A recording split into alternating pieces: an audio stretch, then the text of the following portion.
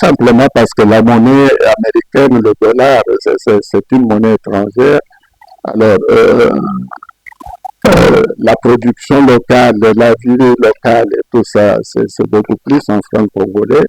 Alors, quand il y a une monnaie qui c'est une monnaie, comment est-ce que je peux l'appeler? Je ne suis pas monétariste, mais cette monnaie a été utilisée chez nous comme une monnaie principale pendant plusieurs années. Elle s'est installée comme telle. Alors, ce qui m'étonne aussi, c'est que les officiels ne se sont pas beaucoup exprimés sur ce phénomène. On dirait même qu'ils évitaient d'en parler à la Banque centrale, aux finances, etc. Donc, tout le monde a essayé d'éviter ça. Et puis, ce qui est le comble dans notre pays, c'est que même surtout beaucoup de personnes vivent sur le marché noir. Ce n'est pas le marché officiel.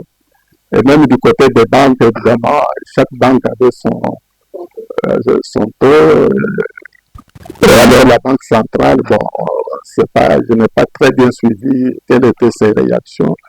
Mais toujours est-il que c'est un phénomène qui a été un peu laissé à lui-même.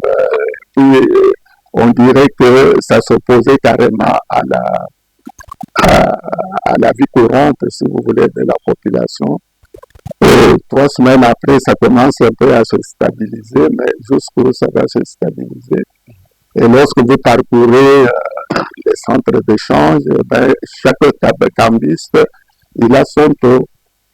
Vous pouvez changer à 2000 ou changer à 2250, tout dépend un peu de...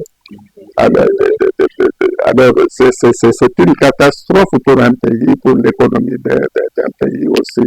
Et dire que tout cela se passe dans la capitale, donc la capitale de la République démocratique du Congo. Donc, je suis sûr et certain que les services compétents du ministère des Finances et puis la Banque centrale et tout ce monde qui sont concernés, ils doivent étudier ce phénomène un peu en détail pour pouvoir sauver la population parce que ça devient un problème de survie nationale. Mais illusion ou réalité, je ne sais pas où l'un et l'autre peuvent se situer, mais toujours est-il que c'est un problème qui concerne tout le monde parce que comme je vous ai dit, le dollar était la monnaie principale d'échange.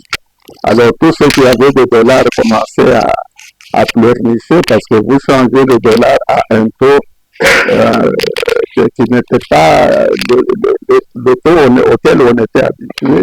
Il s'est fixé à 2800 pendant plusieurs années, je dirais. Alors, quand vous le voyez, alors, à un moment donné, la tendance était que, bon, on a un peu de francs, eh bien, tout le monde essayait, si vous voulez, d'avoir le dollar en main, parce que c'était une monnaie qui rassurait, disons, la survie des gens. Alors, quand cette monnaie à laquelle on avait donné beaucoup de confiance commence à dégringoler à l'allure que nous avons vécu, il faut dire que c'est une catastrophe. Et vous-même, vous dites que sur le marché, les produits locaux n'ont pas suivi, ce qui est tout à fait normal parce que c'était une surprise pour tout le monde. Aujourd'hui, bon, ça se ralentit un peu, mais on ne sait pas jusqu'où ça va s'arrêter. Les responsables, les grands responsables de ce domaine qui doivent s'occuper de ce phénomène, j'espère qu'ils se penchent là-dessus très sérieusement. D'ailleurs, on sent que le mouvement commence à se stabiliser, etc. Est-ce qu'on a atteint l'objectif qu'il s'était destiné ou bien est-ce que ça va continuer? Ça, on ignore encore. Du moins, moi, personnellement, je ne peux pas m'exprimer. Bon, encore une fois, c'est un problème très complexe parce que nous vivons avec ce phénomène depuis des années. Depuis que le président Kagame est à la tête du Rwanda, je crois que nous vivons ce phénomène depuis cette époque. Rien n'a changé. des groupes armés à l'est du pays. À un moment donné, on évaluait ces groupes armés à plus de 280 ou 250 groupes armés. Et puis, le trafic de nos minerais, ce n'est pas aujourd'hui tout cela. Et aujourd'hui, d'ailleurs, quand on fait le bilan, disons, des Congolais qui ont été tués pendant ces événements, eh bien, les chiffres peuvent évaluer, mais presque tout le monde parle de plus de 10 millions de Congolais qui ont péri dans cette situation de l'Est. C'est pour vous dire que la cause principale de cette situation, de ce phénomène, eh bien, ne se situe pas au niveau des accords ou au niveau de pourparlers, etc. Parce que ceux qui sont à la base de ce phénomène, ils ont un objectif bien déterminé. Et cet objectif, on le connaît. Je crois que vous avez tous suivi qu'à Doha, lorsque ces réunions se tenaient encore entre les Congolais et puis les groupes armés et tout cela, eh ben, il y a des émissaires du gouvernement rwandais qui sont arrivés là-bas avec une proposition bien concrète, c'est-à-dire, monsieur, cédez-nous l'est du pays, c'est-à-dire vos deux provinces nord et sud Kivu, pendant 8 ans, et puis après, on va vous libérer. Alors, vous comprenez que quand ces gens arrivent avec une proposition aussi claire, aussi nette et tout ça, non seulement officiellement, c'est comme pour vous dire que vous êtes une bande d'imbéciles, une bande d'idiots. Quand quelqu'un vous demande de quitter votre maison, de lui laisser votre maison pendant un certain nombre d'années, il vous prend pour qui? Alors, lorsqu'on voit tout simplement cet acte-là, eh bien, il faut remonter avec cet acte dans l'histoire récente de notre pays, c'est-à-dire aller même jusqu'à une quarantaine d'années. Kagame a fait 30 ans, mais avant Kagame, je crois que disons, ce phénomène existait déjà. Alors les analystes, ceux qui regardent les choses objectivement et d'une manière froide, etc., eh bien, remontent même jusqu'au temps du président Nyerere, disons du Kenya, parce que celui-là aussi avait des origines plus ou moins Tutsi, je ne sais pas de quelle manière. Et puis après lui, vous avez le Nsengimana qui était ici déjà à cette époque-là de Mobutu, qui faisait signer déjà des ordonnances au président Mobutu pour qu'on puisse donner la nationalité congolaise à un groupe de personnes qui venaient toujours de ce côté-là. Et puis après lui, vous avez eu cette guerre contre Mobutu. Mobutu était là quand ils sont venus le chasser. Vous pouvez me rappeler, donc vers 97, vous avez vu et les Ougandais et les Rwandais se mettre ensemble sous prétexte de venir libérer le Congo, etc. Mais en réalité, c'était pour enlever M. Mobutu et le remplacer par, et on a vu le phénomène, même si les Congolais qui sont toujours naïfs, évidemment, croyaient à cette histoire, mais toujours est-il que lorsque Kabila fils s'est installé au pouvoir après son père adoptif, eh ben, on a vu d'autres groupes armés comme celui de Ruberwa qui, après le dialogue intercongolais, bien qu'il était vice-président de la République, et bien qu'il était considéré comme un Congolais, etc., eh ben, il n'avait pas manqué de demander que toutes ces troupes, qui étaient d'ailleurs remplies, n'est-ce pas, des étrangers, surtout des étrangers rwandais, devaient être intégrés dans l'armée nationale. Après lui, c'était quelque temps après les Nkunda-Batware, etc. Donc c'est un phénomène qui cache une réalité que tout le monde connaît, mais on fait souvent semblant. C'est tout simplement pour la balkanisation du pays.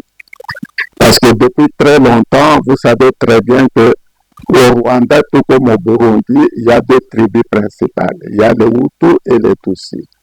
Alors, les Tutsis par rapport aux Hutus, que ce soit au Rwanda ou bien au Burundi, eh bien, ils sont immensément minoritaires par rapport Alors, ils n'arrivent pas à survivre, si vous voulez, dans cette atmosphère, parce que lorsqu'on parle de démocratie, c'est-à-dire qu'il faut aller aux élections. Et quand on va aux élections, les Hutus étant fortement majoritaires, ils peuvent avoir le pouvoir à tout moment. Or, les Tutsis ne veulent pas, disons,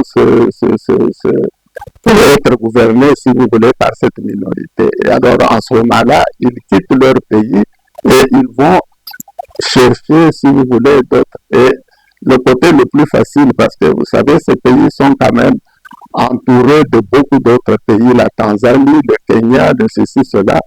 Mais ils se sont rendus compte que du côté congolais, c'est beaucoup plus facile. Alors, ils viennent de ce côté, on leur ouvre les portes, on leur donne parfois des territoires, etc. Eh bien, ils veulent faire des choses donc de telle manière que leur projet de balkanisation, c'est-à-dire la mise en place de cet empire, mais c'est très bien défini parce que il s'agit des pays qui sont concernés, c'est le Rwanda, le Burundi, une partie de l'Ouganda, et puis eux, ils viennent ajouter aussi les deux Kivu, de telle manière qu'ils forment, si vous voulez, cet empire, et c'est eux qui vont, disons, diriger. Alors c'est une idée fixe qui date depuis très longtemps et qui habite pratiquement ces gens. Kagame, bien sûr, il a peut-être, disons, manifesté les choses brusquement et tout ça, et puis d'une manière, disons, très violente et tout. Mais tout ce qui l'entoure, ou bien, c'est pour cette raison que je dis toujours que nos compatriotes doivent comprendre que c'est un dossier qui ne va pas se terminer. Vous pouvez apprendre aujourd'hui que Kagame est parti, qu'il est peut-être eu un accident ou n'importe quoi, mais il y aura un Kagame 2, il y aura un Kagame 3 qui va continuer. C'est pour cette raison que mon point de vue est que les Congolais doivent commencer d'abord à se familiariser avec cette idée, de telle manière à prendre, pourquoi ne pas adopter carrément la position que nous voyons Israël adopter lorsque, parce que Israël vit avec ce phénomène des hostilités depuis des siècles. Alors vous voyez que, puisqu'ils savent très bien que leurs voisins ne vont pas changer, alors ils ont adopté maintenant une méthode radicale.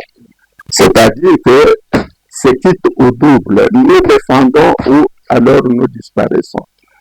Parce qu'ils savent très bien que ceux qui les entourent ne vont pas abandonner ce projet-là. Et pour ce qui nous concerne, c'est la même chose. Et ces gens, depuis des années, eh bien, ils sont sur cette logique de balkanisation du pays pour pouvoir créer cet empire. Et toute l'histoire récente, disons, de la région, vous le savez très bien, est concentrée un peu vers cet objectif. C'est pour cette raison, ces histoires de tables rondes, de dialogues, de ceci, cela, ce n'est pas la première fois qu'on a dialogué. On a dialogué avec les Kontabatoire, on a dialogué avec les Bousteboussi, on a dialogué avec... Eh bien, quel est le résultat? C'est qu'aujourd'hui, et vous voyez même, parce que votre question le reprend très clairement, on a même signé des accords, on a même signé ceci, etc. Et il y a même des témoins de grandes puissances comme les États-Unis et d'autres pays, ainsi de suite. Alors, on signe le document et puis le lendemain, c'est exactement la chose qui se reproduit sur le terrain. Vous voyez que la ville de Goma, la ville de Bukavu, pour que ces deux villes deviennent libres, eh bien, il faut un bain de sang pour pouvoir les libérer. Ce qui démontre très clairement que c'est tout simplement, quand ils signent des documents, c'est tout simplement pour gagner un peu de temps, pour faire semblant, et en réalité, ils se préparent à changer de fusil d'épaule et puis de prendre peut-être une autre. Donc, leur objectif principal, c'est celui-là, balkaniser le pays. Ça, c'est... Et en même temps, pour balkaniser le pays, ils savent très bien qu'ils doivent avoir l'appui des grandes puissances Et pour avoir la plus grande puissance, eh ben, il faut avoir des moyens conséquents. Eh ben, ces moyens conséquents, ils n'en disposent pas chez eux. Ils viennent encore chez nous pour... Et c'est ainsi que pendant les 30 dernières années, vous le savez très bien, avec la vente illicite de nos minéraux, du coltan, de ceci, cela, eh ben, ils se sont fait une fortune colossale. Et avec cette fortune, ils s'organisent sur le plan international parce que Kagame a des lobbies dans pratiquement tous les pays d'Europe. Et il est bien organisé, ces gens ont des moyens et ils s'organisent. Et c'est comme ça qu'à un moment donné, il avait pratiquement l'appui de... Et on se demandait, mais un tout petit pays comme le Rwanda, comment il peut arriver à manipuler tout? Eh bien, ils avaient trouvé le moyen de le faire. Parce que le coltan étant un minerai de première qualité et de première nécessité, disons pour l'industrie des pays de l'Ouest, de l'Europe de l'Ouest et tout ça. Donc, il fallait, et ça leur a permis évidemment de vendre en gros ces histoires et puis d'avoir des fortunes colossales pour pouvoir. Heureusement que nous avons un président qui a très bien compris la situation, qui a joué le jeu parce qu'il fallait jouer le jeu pour neutraliser ces gens.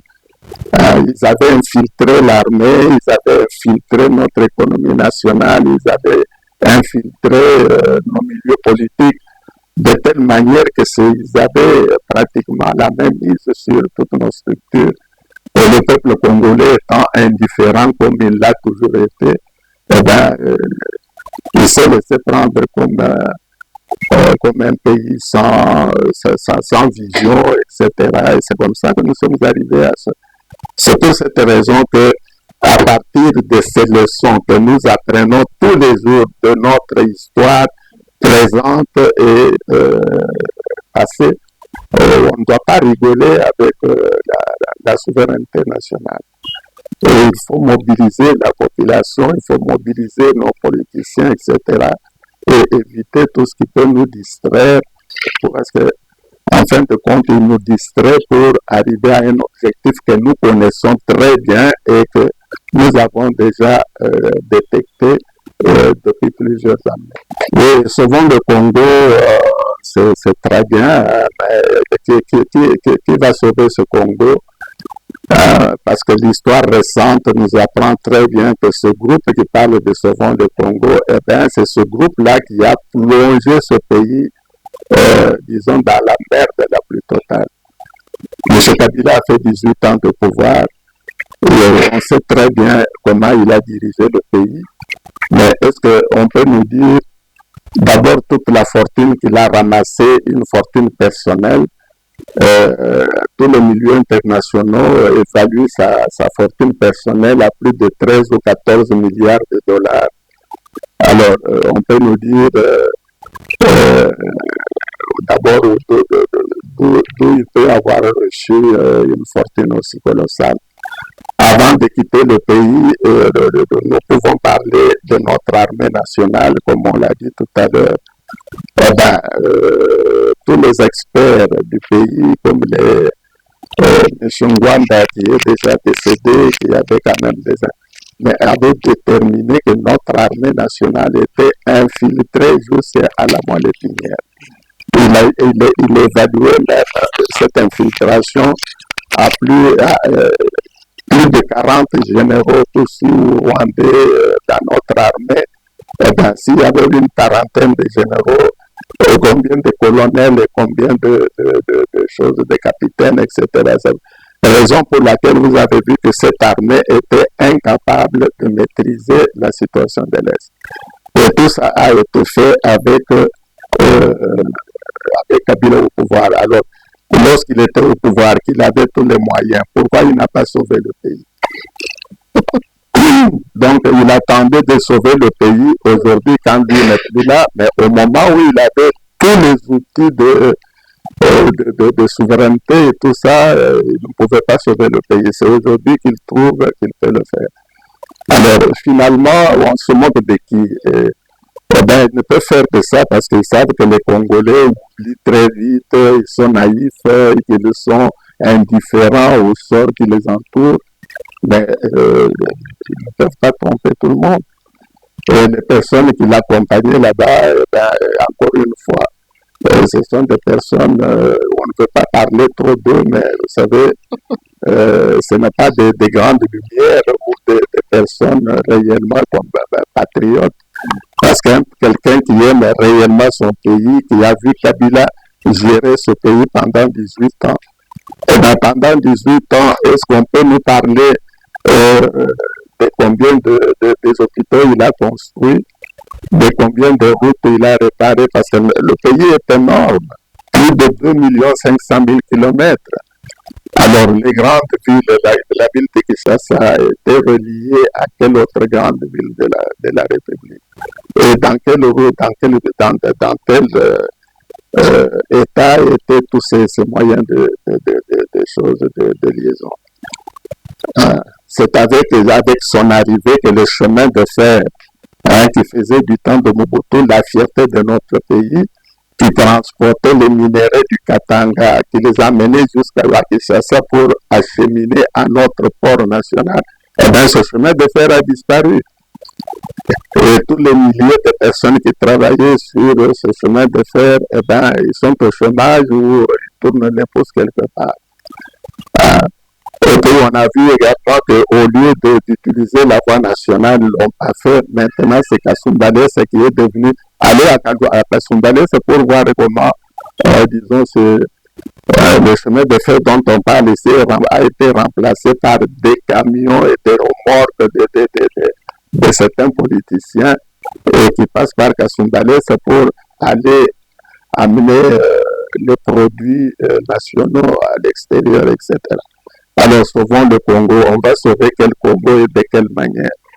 Est-ce que c'est pour continuer? Il était à 13 milliards et lorsqu'il a quitté le pouvoir, tout en sachant que le pays était dans les grands besoins, eh bien, il n'a pas manqué en tant que sénateur à vie de demander un salaire de combien? De 600 000, 680 000 ou quelque chose comme ça. Alors, vous êtes milliardaire, vous avez dirigé un pays, vous savez qu'il est encore pauvre, que les gens vivent difficilement, et vous réclamez un salaire de plus de 600 000 $ pour vous-même. Alors, avec ça, vous sauvez le Congo. Alors, de qui est-ce qu'on veut parler finalement? Donc, les Congolais aussi doivent simplement ouvrir un peu l'œil et le bon pour comprendre qui est qui et qui dit quoi et pour quelles raisons il le dit, etc. Le président Tshisekedi qu'ils sont en train de critiquer, mais il est là depuis quelques années. Déjà à l'heure actuelle, quand on regarde la ville de Kinshasa, bien sûr, ce n'est pas parfait, mais il y a des travaux de route pour plus de 1000 km pour la ville de Kinshasa, sans parler des 148 territoires, sans compter les hôpitaux qui sont construits un peu à gauche à droite, les écoles, les universités, etc. Eh bien, vous pouvez regarder un peu la liste de tous ces projets et vous pouvez être réellement impressionné mais tout ceci ne peut pas se faire en un seul jour, ce sont des choses qui se font avec le temps. Et puis avec la situation de l'Est, aujourd'hui on sent quand même que cette situation est en train d'être maîtrisée systématiquement grâce au courage, parce que ce n'est pas facile. Le président lui-même, vous savez, ces derniers temps, combien de coups d'État on a neutralisé ou qu'on a évité, etc. Alors, ce sont ceux qui veulent sauver le Congo qui organisent encore tous ces coups d'État pour qu'on entre dans la misère, dans la discorde. Et entre-temps, ils vont sauver quel Congo? Est-ce que c'est le Congo que tout le monde connaît ou bien notre Congo qui est caché sous la table? Alors, il ne faut pas qu'on soit ridicule parce qu'ils peuvent peut-être inventer autre chose, mais arrête de sauver le pays. Ça, c'est parce qu'on a beaucoup de preuves que ce sont eux qui ont enfoncé davantage ce pays dans la merde et qui ont même laissé la population dans la misère la plus totale. Alors, vous ne pouvez pas laisser une population dans la misère et puis parler de sauver. Vous sauvez quel pays, etc. Il faut commencer par sauver la population et non pas sauver les arbres. Ils ont laissé l'est du pays dans une insécurité totale. Imaginez-vous que le président Kabila était, quand il était là, eh bien, parmi les groupes armés, les groupes rebelles à l'est du pays, il y a un certain groupe là qui s'appelle ADF, qui évolue à chose dans la province de Ituri. Et pendant des années, ces groupes, d'abord, ils se décrivent eux-mêmes comme étant des rebelles ougandais. Au lieu d'aller combattre le régime ougandais en Ouganda, eh ben, ils viennent à Ituri et c'est là où ils massacrent des gens à longueur de journée. Et tout ça au vu et au su de M. Kabila qui était là. Et il n'a pas pu sauver le Congo en jetant ces gens dehors. C'est aujourd'hui qu'il va le faire, de quelle manière. Et puis je pourrais rappeler aussi un petit fait très simple. À un moment donné, on a vu des personnes qui sont venues de l'est du pays avec plus de 400 ou 500 vaches pour venir les vendre ici. Parce que vous pouvez traverser tout un pays de plus de 3000 km à travers la forêt vierge avec en traversant d'ailleurs des centaines de rivières, tout simplement pour venir vendre une vache ici au Bas-Congo ou bien au Bandundu, bien ça c'est quelle logique? Donc ça veut dire qu'il y avait une autre stratégie qui était utilisée et ils ont peut-être, disons, fabriqué des trucs qu'on ne peut pas imaginer aujourd'hui. Qui était président et chef de l'État à ce moment-là, c'est Kabila qui est allé d'ailleurs les accueillir et qui a peut-être même... donc il a sauvé le Congo en rachetant toutes ces vaches parce que lui, au Bas-Congo ou bien au Rwanda, il n'y avait pas de vaches à chauffer. Alors, de qui est-ce qu'on veut se moquer finalement? Il faut simplement que les Congolais comprennent un peu qu'on se moque d'eux et que... alors, suivons l'exemple d'un pays comme Israël, comme je vous ai dit tout à l'heure. Israël ne rigole plus avec la sécurité nationale. Parce que pendant des siècles, ils ont été matraqués, ils ont été attaqués, ils ont été... Alors aujourd'hui, ils ont pris une position. Alors, on parle de sauver le Congo. C'est lorsqu'ils étaient là qu'ils pouvaient nous montrer de quelle manière ils s'étaient organisés pour sauver le Congo. Mais aujourd'hui, le peuple congolais est entre de bonnes mains parce que ceux qui sont là font leur possible pour que le pays puisse sortir de la merde.